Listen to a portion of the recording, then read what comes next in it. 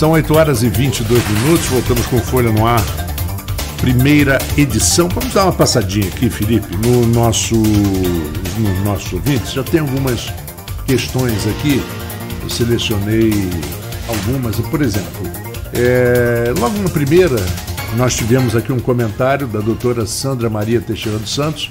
Ela dá: bom dia, parabéns pela coragem, bom trabalho, agora sim temos ondas verdes.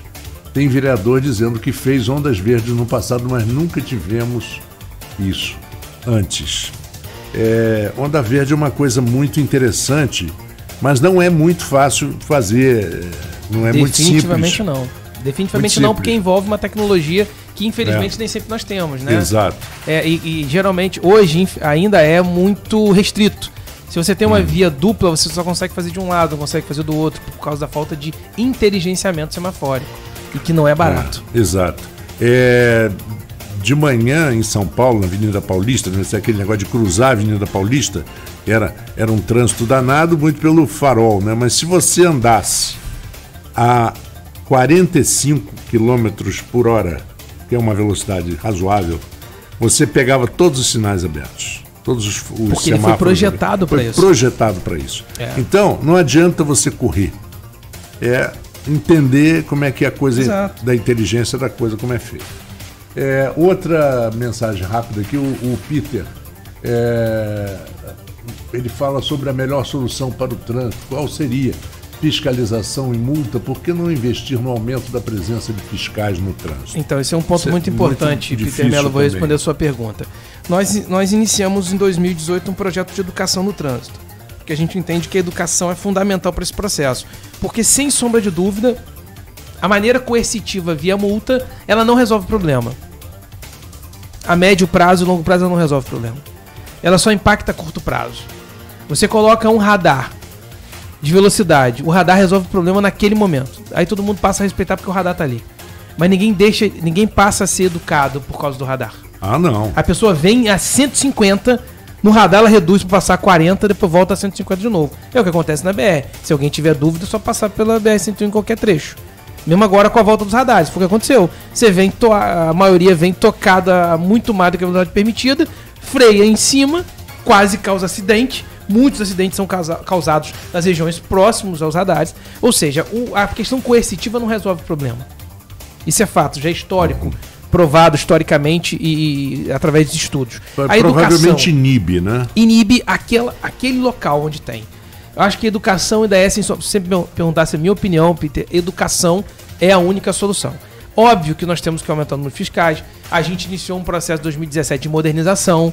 Nós temos os fiscais atuando de maneira eletrônica com os nossos PDAs, o que não existia antes, fazendo com que você acabe com a possibilidade de qualquer tipo de conduta inadequada por parte dos operadores, porque é atrelado eletronicamente, ele lança na hora, vai direto para a base de dados que é atrelado ao Detran.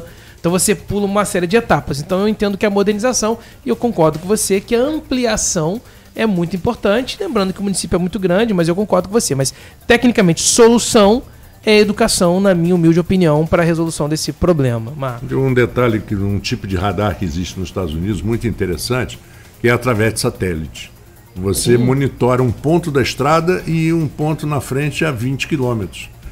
E você capta um carro, ou vários, né? A tecnologia é muito boa, muito cara, diga-se de passagem. Se o carro passou aqui e 10 minutos depois passou lá, é porque ele estava numa velocidade média muito alta. Aí ele já toma multa, automático. Eu concordo, o Peter fez um complemento que eu concordo com você, Peter. A educação é a longo prazo. Só que se a gente não fizer, a gente nunca vai ter. O problema é que a gente sempre fala a longo prazo e ninguém faz. Ninguém aposta nisso. Aí a gente vai estar sempre falando que é a longo prazo. Óbvio que de imediato é a autuação. E a gente tem atuado de forma significante, atuado de maneira significante na região central do município. Mas eu concordo com você, nós temos uma pretensão em 2020 de ampliar ainda mais isso. Eu concordo plenamente com você em relação a essa questão de autuação. Nós já fizemos bastante e pretendemos fazer ainda mais. Mas é claro, insisto, educação a longo prazo, claro que é, mas nós precisamos fazê-la hoje para que ela deixe de ser a longo, fique médio e depois curto prazo. Acho que esse é um ponto muito importante. Interessante. Ontem eu vinha de praias aqui de São João da Barra e o trânsito estava carregadíssimo. Sim, mas estava dando 1 hora de viagem, ali de Gruçaí até Campos, até ali ao ENF, digamos assim, que normalmente dá 35 minutos. Então você estava levando quase que o dobro, né? 25 minutos a mais. Mas, de qualquer forma, não havia nenhuma desespero, nada. As pessoas estavam andando a 40 km por hora, 40, 50, e parando muito pouco. E, de repente, passa um carro importado, cortando todo mundo pelo acostamento, e depois ele conseguia sair, cortava por fora. E eu fiquei olhando e falei assim, esse cara vai sofrer um acidente, não é possível. Não é possível. Ele, por sorte dele, Deus ajudou, ele não pegou nenhum caminhão de frente. Porque...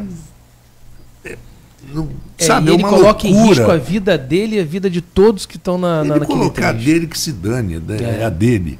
Mas, poxa, tem pessoas inocentes. Então, mas é o que eu tô falando, não adianta.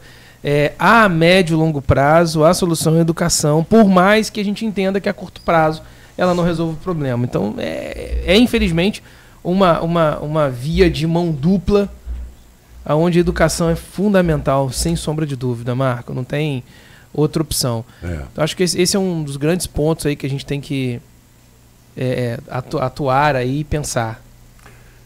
Me diz uma coisa, Felipe, como você está vendo essa modificação no transporte público de Campos? O que vocês acham que vocês atingiram? O percentual, se é que a gente pode percentualizar essas coisas, né? Mas... aproximadamente, o que você acha que já deu certo? O que você acha que ainda precisa aperfeiçoar e se investir um pouco mais? Excelente pergunta, Marcos. Assim, eu gosto muito de falar sobre esse assunto, é um assunto extremamente importante. Eu acho que a gente tem que parar e pensar da seguinte maneira: o que nós tínhamos e o que nós temos. Primeiro ponto, né? Antes de mais nada, antes que eu esqueça, mandar um abraço para o meu amigo Fernandinho Loureiro, que está nos ouvindo aqui agora. Um abraço, parabéns pela atuação junto com Marcilene lá na Câmara, na audiência pública. Nós estamos vivendo aí um período de impasse, iniciamos 2020 e não temos orçamento aprovado. É importante lembrar disso, Marcos. Eu acredito que seja votado amanhã.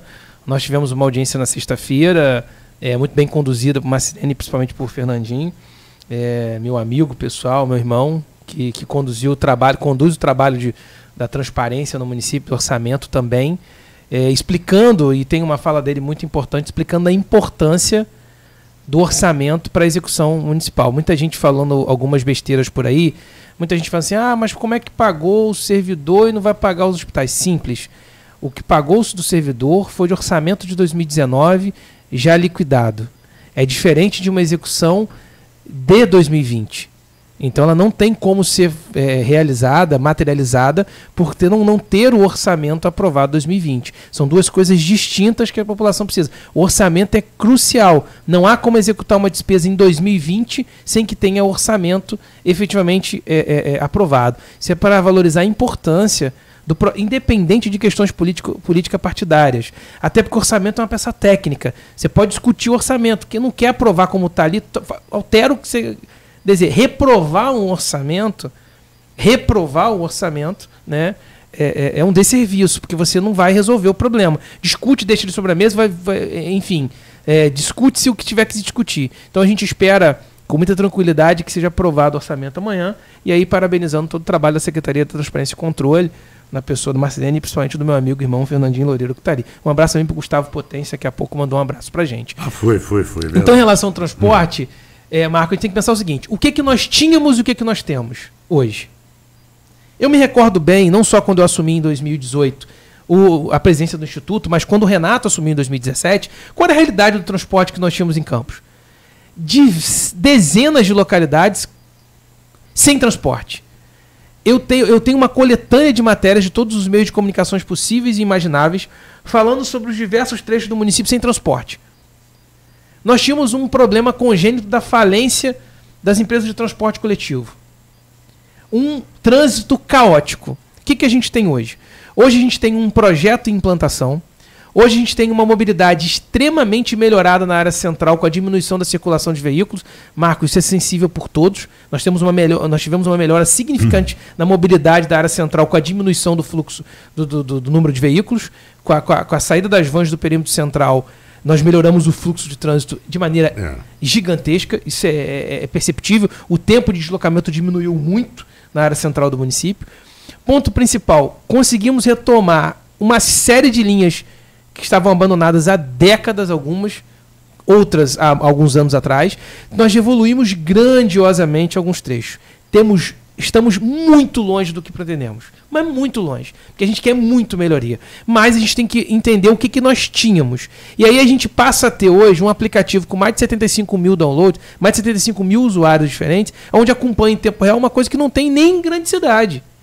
Um aplicativo eminentemente público, sem custo para o município, em parceria com a universidade, onde você consegue acompanhar em tempo real o transporte coletivo. Ah, tem problema? Claro que tem. Um ou outro ônibus sai do percurso porque tem uma zona de sombreamento em Campos. Claro, nós temos o celular. Vira e mexe, a gente fica discutindo que o celular some a área. Quem nunca passou por isso que esteja nos ouvindo? Que o celular, de repente, some a área. Né? Ele está ali, de repente, fica o sinalzinho, ele some. Isso. Assim como o telefone celular, assim é o sinal de GPS, né, que atrela no aplicativo Mob Campus.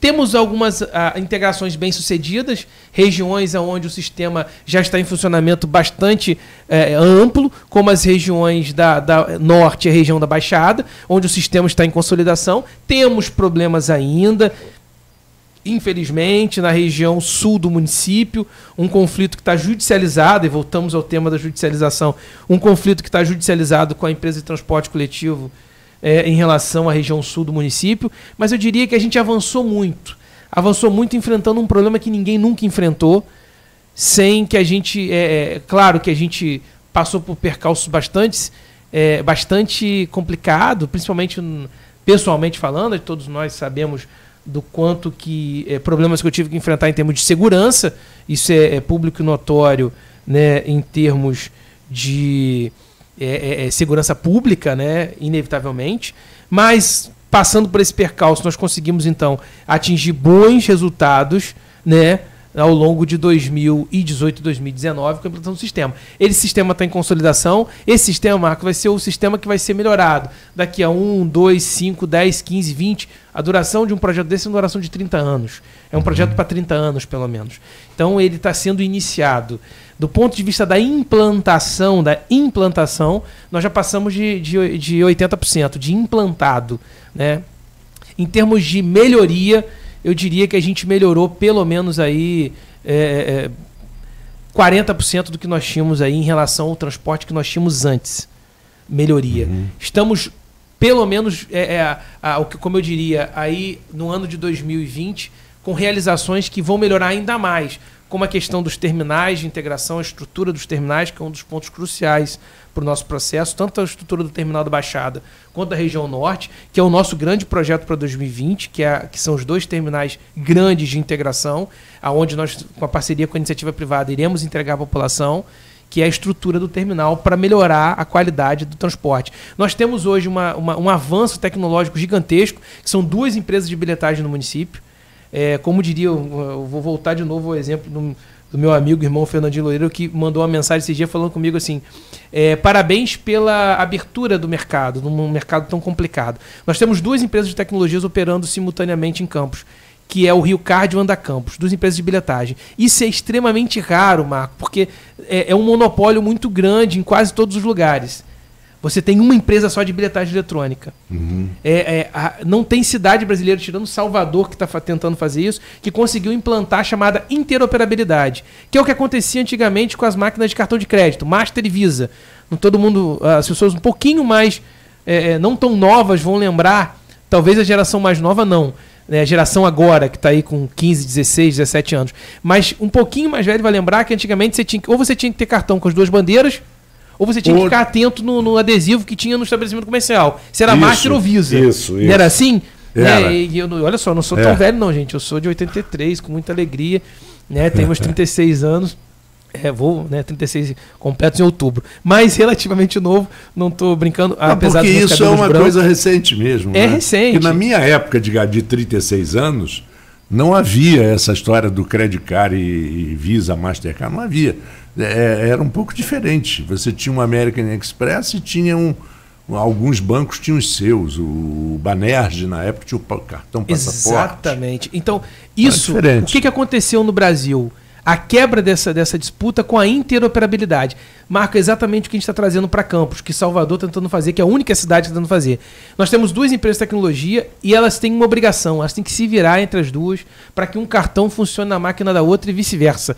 Para que a população tenha a opção de escolher, a opção para poder escolher o cartão Anda Campos ou o cartão Rio Card e vice-versa. Esse é o ponto primordial, né, em relação a isso. E nós sabemos, né, eu acho que o ponto importante, muito importante desse processo, né, mandar um alô e um beijo para outra pessoa que está nos ouvindo, Elisa. Né, Aliás, o Marcelo, da Escola Agrícola, mandou um grande abraço para você. Eu encaminhei para o teu... série de perguntas. Vou falar um pouquinho rapidinho, se eu conseguir ter tempo. Tá. Só reiterando um beijo para Elisa, que me deu os melhores presentes da minha vida, que são minhas filhas, Laura e Maria. Um beijo, Elisa. Poxa, então, claro. Laura e Maria são minhas princesas e razão de existir, de acordar. O projeto, esse grande projeto junto ao governo Rafael Diniz, que é mudar, transformar essa cidade, eu só aceitei pensando no futuro das minhas filhas. E não foram poucas vezes que eu conversei com o prefeito Rafael Diniz depois da eleição, porque a gente só conversou depois da eleição, né? Eu atuava em outro município, enfim. Foi pensando nas minhas meninas. E ela lembrou uma coisa muito importante, assim, em relação à implantação, são só pontos positivos para o usuário. O exemplo disso é o próprio adesão ao Rio Card. Né? O Rio Card é uma empresa gigantesca que atuava de maneira até exclusiva em vários lugares e veio para Campos com um projeto completamente diferente, abraçando a ideia do novo sistema de Campos. Com propaganda própria. Gente, olha, é só você observar no Rádio Estado. A gente tem aqui em Campos duas empresas fazendo publicidade. São nossos parceiros. Inclusive aqui, né, os dois, vocês aqui são parceiros comerciais das duas empresas. Exatamente. Que atuam. Olha como é que a gente está fazendo em termos de mercado. O que a gente está fazendo em termos de desenvolvimento junto com esse projeto, né? Em relação a isso tudo. Então, assim, até um ponto importante, lembrando uma colocação, muitas das filas, Marco, que estão acontecendo na rodoviária, em outros trechos da cidade, é por falta do cartão integração. Muita gente querendo ir para o Farol, aí decide no final de semana e vai para a rodoviária, né, para pegar o ônibus. Aí quando vai pegar o ônibus do terminal, para poder pagar uma única passagem utilizando o ônibus e van, você tem que ter o cartão de integração. Uhum. Então as pessoas não têm um cartão de integração e ficam esperando o ônibus que ainda existe de 2 em 2 horas. Aí tem muita gente falando assim, poxa, só tem transporte por Farol de 2 em 2 horas? Não. Tem ônibus, tem transporte por Farol de Santo Tomé de 8 em 8 minutos, reduzindo para 5 minutos ou até mesmo 3 em 3 minutos. Mas tem que usar o sistema integrado. Você pega um ônibus de integração até o terminal, no terminal você pega uma van ou um micro-ônibus por Farol de Santo Tomé. Os intervalos não passam de 8 minutos. Se você tiver alguma dúvida do que eu estou te falando, para na RJ 216, em qualquer parte do dia, Marco, pega um cronômetro e observa de quanto em quanto tempo passa uma van ou um micro-ônibus por Farol de Santo Tomé. E se você, de alguma forma, o ouvinte não tiver acreditando no que eu estou falando nesse momento sobre isso. Se você for esperar o ônibus direto, ele é reduzido porque ele ainda existe, não era nem para ter mais no novo projeto, mas ainda existe para desafogar um pouco o trecho, de 2 em 2 horas ter um ônibus regular direto. Aí fica uma fila interminável na rodoviária, muita gente falando sobre isso, mas as pessoas não têm o cartão. Lembrando que nessas duas empresas que nós temos o Rio Card e o Anda Campos, nós estamos hoje segregados. Enquanto não tem a interoperabilidade, o Rio Card está na região norte do município, região norte, terminal C e D, e o Anda Campos nas demais regiões, especialmente na Baixada.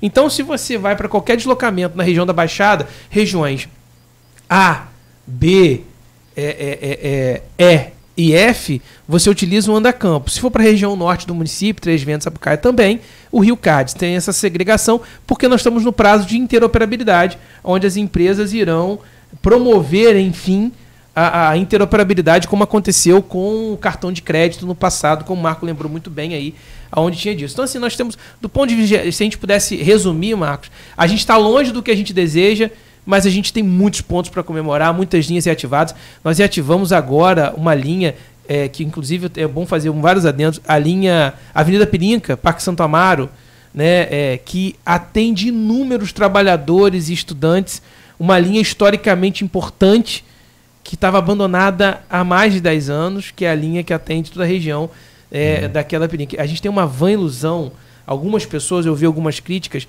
de que determinadas áreas não precisam de transporte porque as pessoas têm carro. Isso é a lógica invertida. Primeiro que nós temos vários trabalhadores nessas regiões. Do complexo gastronômico, que é a região da Avenida Pirinca, gigantesco, o maior complexo gastronômico, apesar da turbinagem estar crescendo muito, ainda é o maior complexo gastronômico, o Trecho da Pirinca. Então tem muitos funcionários que trabalham ali.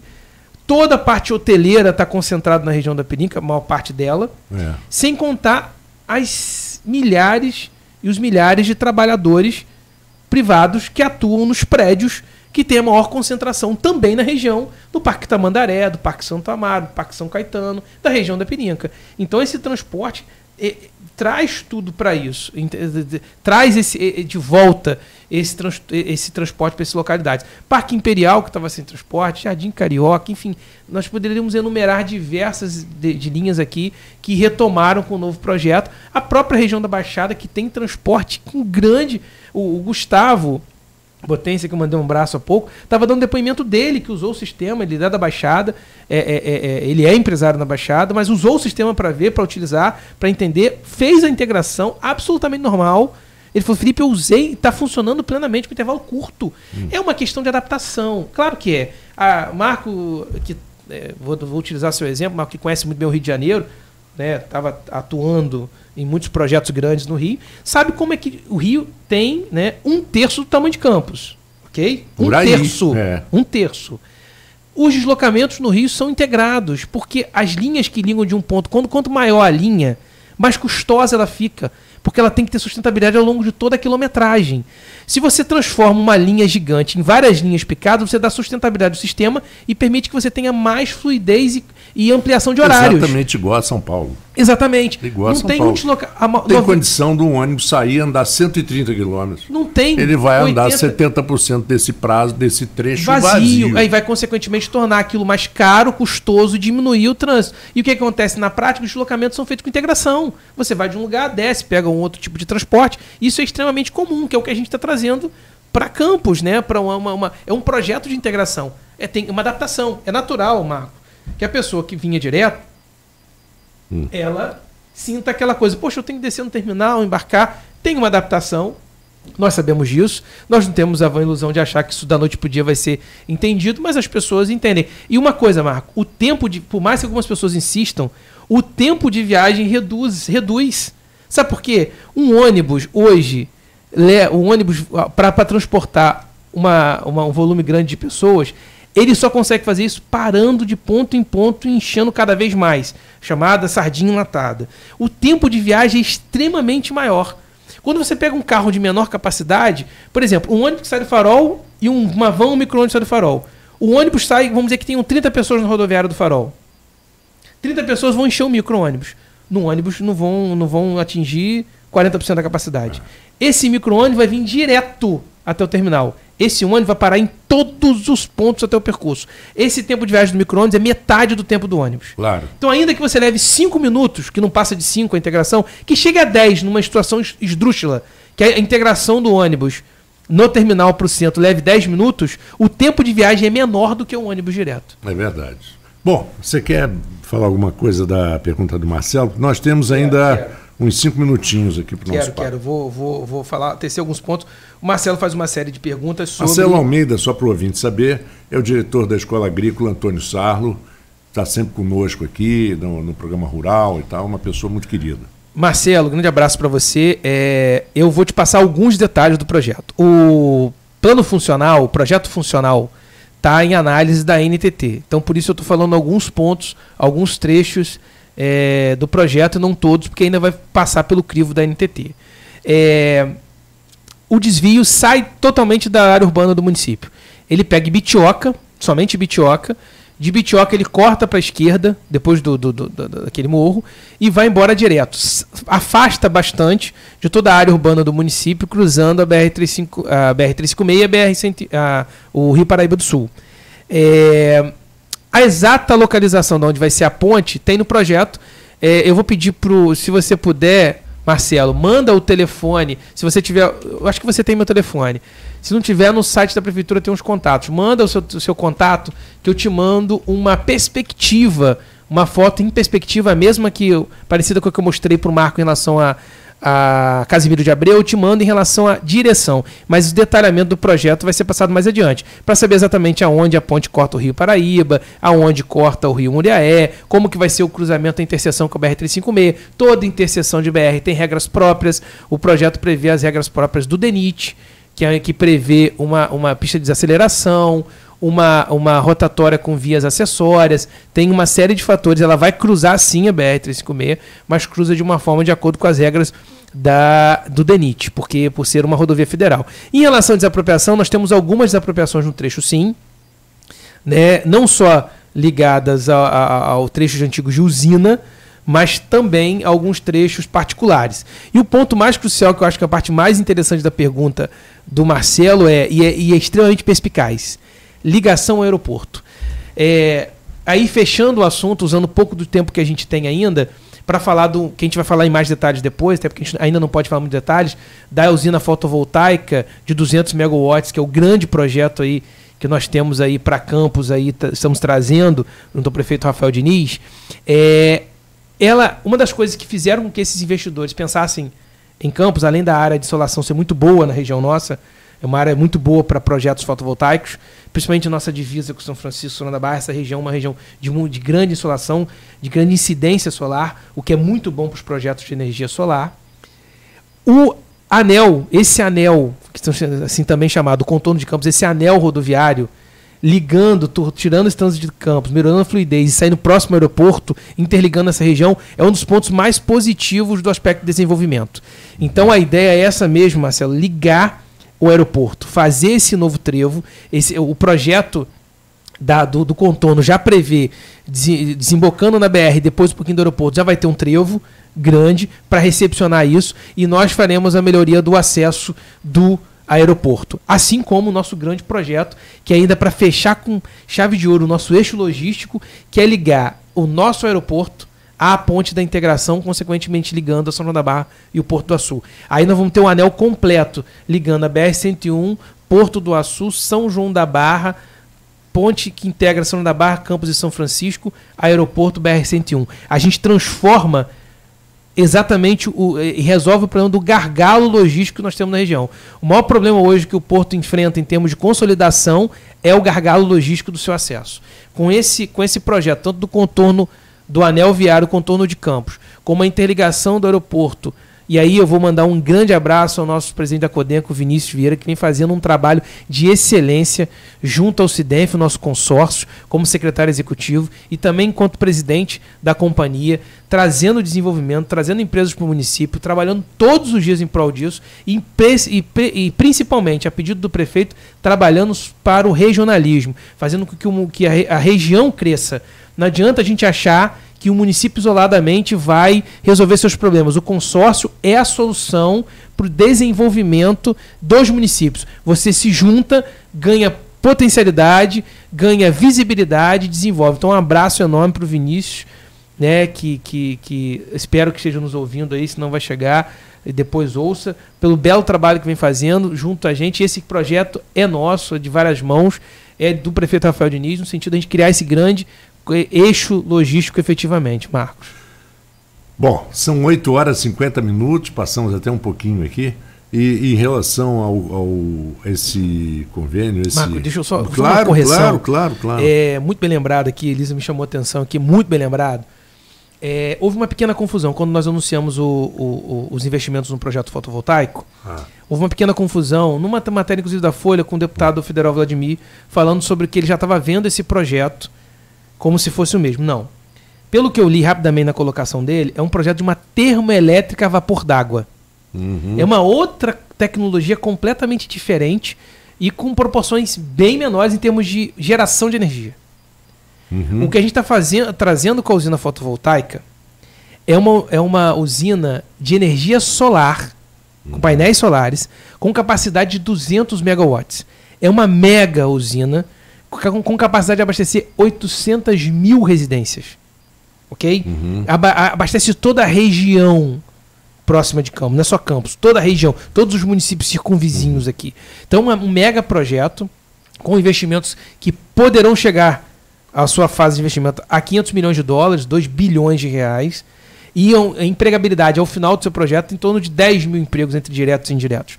É um mega projeto, mas que não tem absolutamente nada a ver com a termoelétrica a vapor d'água que o deputado, que a gente espera que saia do papel também, que aconteça.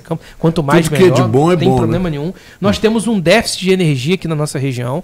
Não é à toa que nós temos termoelétricas aqui no Açu sendo construídas. Desculpa, Marco, te interromper, mas só para fazer esse esclarecimento. Não, imagina. São 8h52. A gente agradece demais a presença do Felipe e deseja sucesso, é claro. E, Felipe, é bom a gente até acionar o Arnaldo para criar uma outra pauta, para que a gente fale um pouco dessas alternativas de projetos. Eu acho que Campos seria, como você falou, perfeito para energia fotovoltaica e também para eólica. Eu acho que é uma região que vento muito, embora não dê para estocar, né?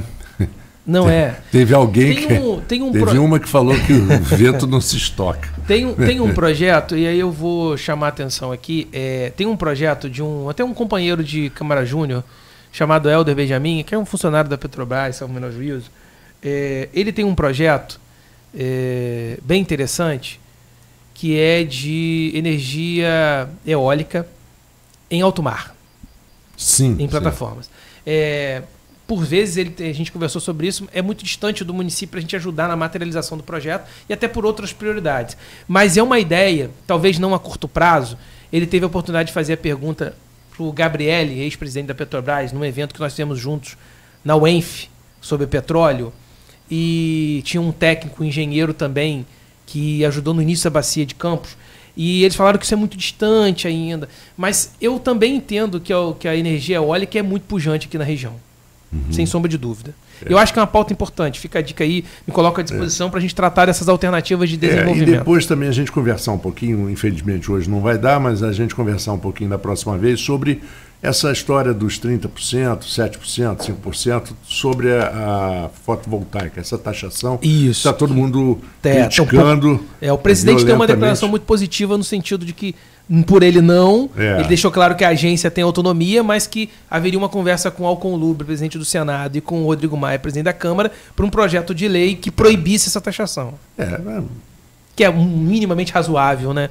Venhamos e convenhamos, a gente falando de abertura de mercado, de melhoria da qualidade de vida através da menos intervenção, e a gente vai fazer o contrário? Não tem a menor lógica. Exatamente. Só um detalhe, me parece um tanto quanto um lobby de certo setor energético. É lógico. Gente, olha, foi um papo aqui sempre muito agradável com o Felipe Quintanilha. Eu agradeço também a audiência de todos aqui no Folha FM. Lembrando que a partir de agora até o meio-dia, até o dia inteiro, nós temos um show de música para você. Grande abraço, Felipe, obrigado. Volte sempre. Eu que agradeço, Marco. É um enorme prazer estar aqui. Me coloco inteiramente à disposição para todos. Uma excelente semana. Hoje é coragem, hoje é segunda-feira. Temos um feriado no meio da semana, Santo Amaro aí. É quarta-feira, né? Convidamos todos para estar lá. Vai ter uma estrutura bem bacana para você que vai fazer sua caminhada, sua pedalada, enfim, sua ida às missas que acontecem desde o início da madrugada. Podem ir, vai ter transporte também. A gente está vendo meu vice-presidente Assi, um abraço para ele, está vendo toda a logística para a gente ter um terminal de apoio lá para ter atendimento à população também. Então, feliz semana para todos aí, com Santo Amaro abençoando nossa semana. Valeu, então, vamos ao intervalo e vamos seguindo com o melhor da música para você.